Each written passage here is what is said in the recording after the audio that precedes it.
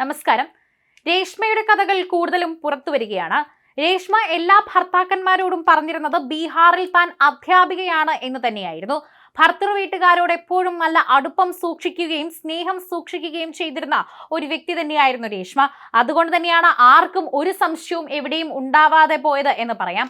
ഒരു ഭർത്താവിന്റെ വീട്ടിൽ നിന്ന് ഇറങ്ങി അടുത്ത ആളിന്റെ വീട്ടിലേക്ക് പോയാലും ആർക്കും പരാതിയോ പരിഭവമോ തോന്നാത്ത വിധത്തിൽ കൃത്യസമയത്ത് എല്ലാവരെയും വിളിക്കുകയും ചെയ്യും.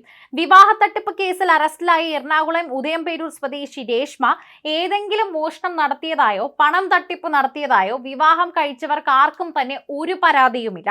അട്ടക്കുളങ്ങര വനിതാ ജയിലിൽ റിമാൻഡിൽ കഴിയുന്ന രേഷ്മ എന്തിനാണ് ഈ സാഹസത്തിന് മുതിർന്നതെന്ന് പോലീസിന് ഇതുവരെ പിടികിട്ടിയിട്ടില്ല.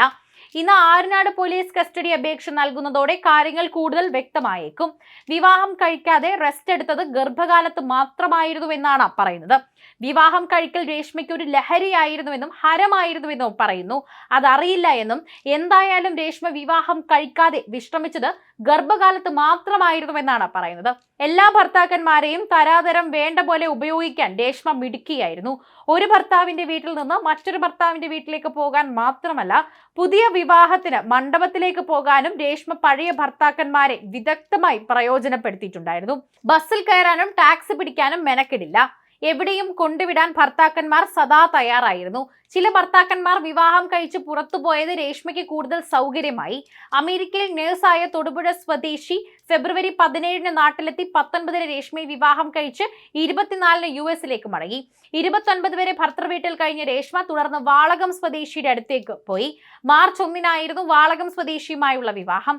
സർട്ടിഫിക്കറ്റ് എടുക്കാനുണ്ടെന്ന് പറഞ്ഞ് ഇറങ്ങിയാണ് അവിടെ നിന്ന് തൊടുപുഴയിലെ ഭർത്തൃ വീട്ടിലേക്ക് പോയിരുന്നത്. ഉപകാരികളായ ഭർത്താക്കന്മാരാണ് രേഷ്മയ്ക്ക് ഉണ്ടായിരുന്നത്. അതിനിടയിലാണ് മാട്രിമോണി സൈറ്റ് വഴി കോട്ടയം സ്വദേശിയുമായി പരിചയപ്പെട്ടത്. തൊടുപുഴയിൽ നിന്നും വാളകത്തേക്കുള്ള ബൈക്ക് യാത്രയ്ക്ക് കോട്ടയം സ്വദേശി രേഷ്മയ്ക്ക് ഉപകാരമായി. ആര്യനാട്ടെ പഞ്ചായത്ത് അംഗവുമായുള്ള വിവാഹത്തിന് തിരുവനന്തപുരത്തെ രേഷ്മയെ എത്തിച്ചെങ്കിലും ഇതേ ആൾ തന്നെയായിരുന്നു. ആര്യനാടുള്ള പഞ്ചായത്ത് അംഗവുമായി ഓൺലൈനിൽ ചാറ്റിംഗിലൂടെ പരിചയപ്പെടുന്നുണ്ട്. തനിക്ക് ബീഹാറിൽ പോകണമെന്നും തിരുവനന്തപുരത്ത് ഒരു ആവശ്യമുണ്ടെന്നുമാണ് കോട്ടയം സ്വദേശിയോട് പറഞ്ഞത്. ജൂൺ 5 വൈകിട്ട് കോട്ടയം സ്വദേശി രേഷ്മയുമായി വെമ്പായത്തേക്ക് പുറപ്പെട്ടു. ബീഹാറിലേക്ക് പോകും മുൻപ് താലികെട്ട് നടത്തണമെന്ന് കോട്ടയം സ്വദേശി പറഞ്ഞതോടെ യാത്രക്കിടെ ഒരു ക്ഷേത്രത്തിൽ കയറി. നട അടച്ചിരുന്നതിനാൽ തന്നെ 5-ാം തീയതിയിലെ വിവാഹം നടന്നില്ല. തൊട്ടടുത്ത ദിവസമാണ് പഞ്ചായത്ത് അംഗവുമായി വിവാഹം നടക്കാനിരുന്നതും രേഷ്മ പോലീസ് പിടിയിലാകുന്നതും. വിവാഹത്തിന് ശേഷം ഒരാവശ്യത്തിന് തൊടുപുഴയിലേക്ക് പോകുമെന്ന് രേഷ്മ പഞ്ചായത്ത് അംഗത്തോട് പറഞ്ഞിരുന്നു.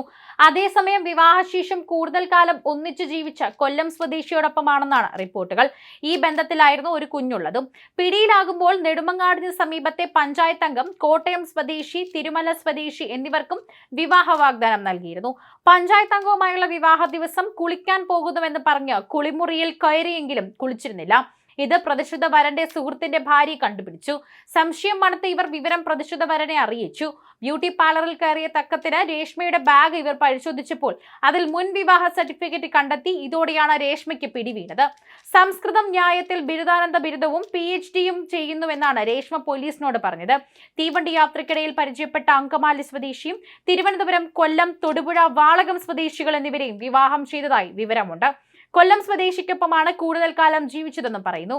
ഭൂരിഭാഗം ഭർത്താക്കന്മാരെയും ഒരാഴ്ചയ്ക്ക് ശേഷം ഉപേക്ഷിച്ച് കടന്നുകളയുകയാണ് രേഷ്മയുടെ രീതി.